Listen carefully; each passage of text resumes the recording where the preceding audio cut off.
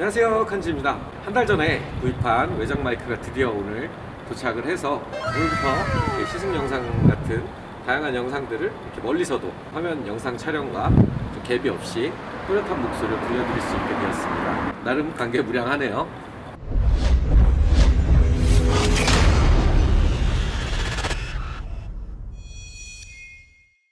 오늘은 보시는 바와 같이 벤츠 E클래스 쿠페 2.4배 포매틱 4륜 차량을 함께 시승해 보도록 하겠습니다. 네, 기본적인 외양의 모습은 E클래스를 기반으로 두고 있고 전면부 모습은 AMG 바디킷이 기본 적용되어 있는 모습을 확인해 볼 수 있습니다. 쿠페 모델인 만큼 아무래도 스포티한 모습이 강조된 걸 확인해 볼 수 있는 모습이죠. 멀티빔 LED 헤드라이트가 적용되어 있는 헤드램프의 모습이고요. 벤츠의 마크는 언제 봐도 참 사나이 가슴을 설레게 하는 묘한 매력을 가지고 있는 것 같습니다. 휠은 20인치 AMG 휠이 장착되어 있습니다. 피렐리 피제로 특이하게 벤츠 같은 경우는 앞과 뒤에 타이어 제원이 다른데요. 전면부 타이어의 경우 24535 20인치 휠, 그리고 뒷타이어의 경우에는 27530 마찬가지로 20인치 휠이 적용되어 있습니다. 쿠페인 만큼 트렁크 공간이 E클래스 세단보다 상당히 작아 보여요. 특히나 높이 부분은 좀 절망적으로 낮고 안쪽으로 깊이는 그래도 좀 나아주는 편입니다. 문을 한번 열어보도록 할게요. 보시면 프레임리스 도어입니다. 상당히 간지나는 부분 중 하나죠.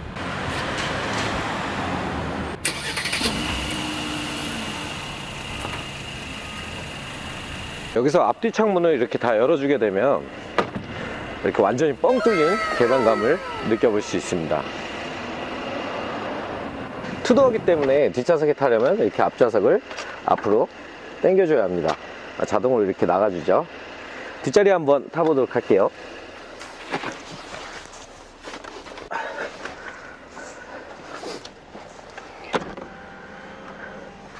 역시나 당겨주면 다시 자동으로 뒤로 와주고요.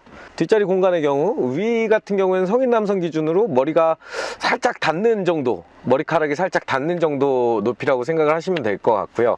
그리고 오히려 앞뒤 좌석은 괜찮습니다. 뭐 준준형과 중형 세단, 국산 세단으로 치면 준준형과 중형 세단 정도 사이에 크기가 나와준다고 생각을 하시면 될 것 같아요. 무릎과 시트 포지션과의 거리가 조금 꽤 여유가 있는 편이고요. 중형급까지는 아니지만 준준형 세단보다는 좀 더 나은 뒷자리 공간을 활용을 할 수가 있고요.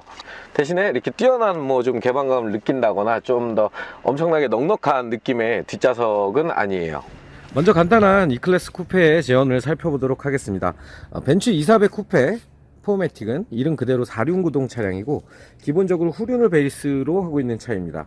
V6 트윈 터보 심장을 가지고 있고요. 3000cc 배기량을 보유하고 있습니다. 333마력의 최고 출력을 가지고 있고 자동 구단 변속기를 보유하고 있습니다. 순정 상태의 최고 속도는 250km까지 가능한 차량이며 제로백은 5.3초로 뛰어난 모습을 보여주고 있는 차량이죠. 와, 이 아날로그 시계 같은 경우에는 국산차에서는 제네시스 그리고 그랜저에서 약간 표방을 하고 있는 모델인데 확실히 벤츠라서 그런지 확실히 훨씬 더 좀 뭔가 고급스럽다는 느낌이 많이 드네요. 선입견이겠죠. 자, 그럼 지금부터 본격적인 시승에 한번 들어가 보도록 하겠습니다. 제2자유로가 바로 앞에 있는 관계로 자유로를 타보도록 할게요. 방지턱은 스무스하게 잘 넘어가 주네요. 자, 이제 본격적으로 고속도로를 타기 시작했습니다. 아무래도 이 고성능 차의 매력을 제대로 느껴보기 위해서는 고속도로 정도의 환경에서 주행을 해주는 게 좋죠. 지금부터 이것저것 한 번씩 다 만져보도록 할게요. 네, 승차감부터 얘기해 보도록 할까요? 아무래도 쿠페는 동급 세단에 비해 좀 더 스포티한 맛을 만들어줘야 하기 때문에 전체적으로 좀 단단하다고 해야 되나? 딱딱해진다고 해야 되나? 이런 맛을 좀 느낄 수 있게 세팅을 해 놓는 게 일반적인데요. 여기 벤츠 E클래스 쿠페 역시도 이러한 부분을 좀 많이 살려 놓은 것 같아요. 다만 역시나 E클래스답게 다른 일반적인 쿠페에 비해서 단단한 느낌을 받을 수 있으면서도 편안한 승차감을 크게 해치지 않는 수준 정도를 생각해 보시면 좋을 것 같습니다. 후륜구동에 비해서 4륜구동의 장점이라 함은 역시나 안정감을 빼놓을 수 없겠죠. 특히나 이런 퍼포먼스를 중시하는 컨셉을 가진 차들의 경우에는 일반적인 차보다 아무래도 시원시원하게 달리는 경우가 많은데요, E클래스 쿠페 역시 코너링에서나 아니면 고속에서나 안정감이 상당히 뛰어난 모습을 확인해 볼 수 있습니다. 물론 차량의 성능을 너무 맹신하고 막 밟고 달리다가는 아무리 4륜이라 할지라도 한 방에 훅 갈 수 있는 경우가 생기니까요, 항상 안전운전 해야 되는 걸 잊지 말아야겠죠. 스포츠 플러스 모드는 이 차의 재미를 극대화시켜주는 주행 모드죠. 쿠페라고 해서 베이스가 되는 E클래스 세단의 성능에서 극단적으로 좋아지거나 하지는 않습니다. 그럼 AMG 같은 경우에는 비싼 돈 주고 타는 사람이 필요가 없겠죠. 그렇다 할지라도 아무래도 보다 오너 드리븐에 가까운 컨셉인 차인 만큼 전체적인 세팅은 일반적인 E클래스 세단에 비해 보다 스포티한 느낌을 받을 수 있게 세팅되어 있는 걸 조금 느껴볼 수 있는 것 같아요. 그 대표적인 게 방금 말씀드린 스포츠 플러스에서의 주행 느낌이죠. 코너링에서는 거의 쏠림 현상이 발생하지 않아요. 일반적으로 국내 세단에서 일체형 서스펜션을 했을 때 느낌과 상당히 비슷하다고 보시면 될 것 같습니다. 오히려 그거보다 더 좋다는, 더 훨씬 더 안정감 있는 코너링의 느낌을 받아볼 수가 있었어요. 아무리 벤츠라 할지라도 정말 외제차 내비는 알아볼 수가 없어요. 아까도 주간에 차를 받아서 시승을 할 때에도 티맵 보고 다녔습니다. 이거는 뭐 수입차 내비가 익숙하신 분들은, 평생 수입차만 타신 분들은 이게 익숙하실지 모르겠는데, 시인성이 한 번에 이렇게 봐서 한눈에 딱 들어오는 경우가 거의 없어요. 벤츠 E클래스 쿠페 같은 경우에는 또 가로로 넓잖아요, 내비가. 한눈에 진짜 안 들어옵니다. 핸드폰 내비를 사용할 수밖에 없어요. 그 차를 반납하러 가는 길에 야간 촬영까지 어떻게 겸사겸사 같이 하게 돼서 좀 몇 가지 더 이야기를 해보고자 합니다. 주간에 하지 못했던 야간 주행에 관한 얘기 몇 가지만 더 해볼게요. 우선 참 뭐랄까, 이렇게 시승차를 받아서 운행을 하게 되면 일반적으로 개인이 소유한 제 차에 비해서 좋은 점들이 몇 가지가 있는데, 우선 시인성이 엄청 좋죠. 왜냐, 썬팅이 안 돼 있어요. 모든 시승차들은 대부분 썬팅이 안 돼 있기 때문에 이 전면 썬팅을 한 차와 안 한 차의 시인성 차이는 어마어마합니다. 그리고 시승차들은, 특히나 수입차들 같은 경우에는 정말 항상 차가 깨끗하게 관리가 돼 있기 때문에 시야 확보가 정말로 좋은 걸 확인해 볼 수 있습니다. 벤츠나 BMW 같은 독일사 이 차들의 경우에는 이렇게 앰비언트 무드 등이 상당히 은은하게 깔려져 있죠. 국산차 같은 경우에는 이에러와이어나 광섬유 같은 걸로 이렇게 좀 앰비언트 느낌을 많이 내곤 하는데, 확실히 순정의 느낌이 정말 예쁘기는 예쁩니다.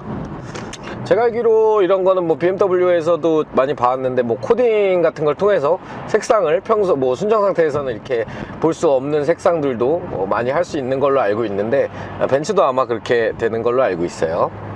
이 순정 내비는 방금 전에 말씀드린 것처럼 상당히 뭐 알아보기가 쉽지가 않은데, 그래도 HUD, 순정 HUD가 워낙 시인성이 좋고 괜찮게 한눈에 이렇게 들어오는 좀 직관적인 모습이 있어서, 그래서 요 HUD랑 순정 내비를 조금 복합해서 사용해 주면은 그래도 예전에 비해서는 상당히 길 찾기가 조금 더 수월해지기는 했습니다.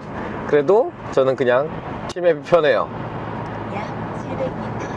보시면은 컨버트랑 스포츠 플러스 모드에서 시승차니까 스포츠 플러스 모드로 가는데, 배기음이 전혀 다릅니다. 일반적인 컨버트 모드, 스포츠 모드, 스포츠 플러스 모드의 각각의 배기음이 상당히 달라요. 훨씬 더 위로 올라갈수록 감성적인 부분을 느낄 수 있게 되고, 실제로 반응력도 확실히 좋죠. 그리고 이게 수입차들, 국산차들도 뭐 얼마 전부터 시작해서 뭐 에코, 스마트, 컴포트, 스포츠 뭐 이런 식으로 3-4개의 모드를 지원하고 있는데, 국산차와 수입차의 확실한 차이점은, 국산차는 모드를 통해서 억지로 힘을 짜는 듯한 느낌을 많이 받는데, 확실히 벤츠 E클래스 쿠페의 경우, 뭐 사실 이 차만 그런 건 아니에요. 수입차 중에서도 상위 차종급들의 차들을 보면은 힘이 그냥 밟는 대로 편안하게 나가줍니다. 그게 뭐 100km가 됐든 200km가 됐든 밟으면 밟는 대로 편안하게 나가주는 모습이 있고요. 대신에 국산차 같은 경우에는 정말 올라가긴 올라가는데 정말 힘을 짜내서 올라간다는 느낌이 정말 많이 드는 게 사실이에요. 이런 부분들은 좀 더 아무래도 역사가 더 부족한 게 사실이니까, 국산차가 독일 3사에 비해서는 분명히 역사적으로 제 자동차를 연구한 지 오래되지 않았기 때문에 앞으로 점점 더 현대기아차도 좋아질 거라고 생각을 하는 부분입니다. 네, 이제 목적지인 서울스퀘어에 거의 다 왔는데요. 차량 관련 영상 크리에이터를 하면서 많이 좀 시야가 넓어진 것 같아요. 원래 국산차 위주로, 제 차도 뭐 국산차만 가지고 있고, 그리고 실제로도 제 관련된 뭐 차량에 많이 아시는 분들이나, 그리고 제가 하는 차량 쪽 일이나 여러 가지 다양한 부분들을 종합해도 다 제가 아무래도 국산차 위주로 좀 진행을 하고 있기 때문에, 사실 수입차를 많이 타볼 수 있는 기회가 있었음에도 불구하고 수입차를 거의 타보질 않았어요.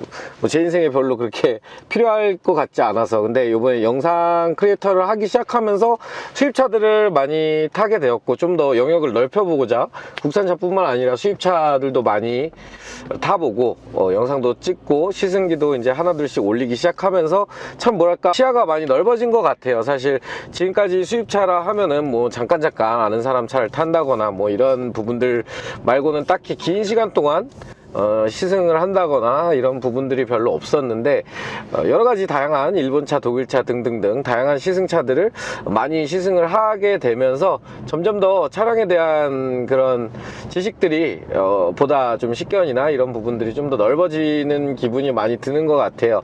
실제로도 국산차는 국산차 나름대로 가지고 있는 매력이 있어요. 현대기아차도 마찬가지고, 독일차나 일본차는 그 브랜드마다 또 가지고 있는 매력이나 지향점들이 있어요. 또 국산차의 지향점이나 또 수입차의 지향점이 다른 부분들이 있고 같은 부분들이 있어요. 그래서 같은 부분들은 비교 대상으로서 또 재밌게 이야기를 해볼 수 있는 부분이고, 다른 부분들은 사실 비교 자체를 하면 안 되는 부분들이 있어요. 지향점도 다르고 역사도 다르기 때문에.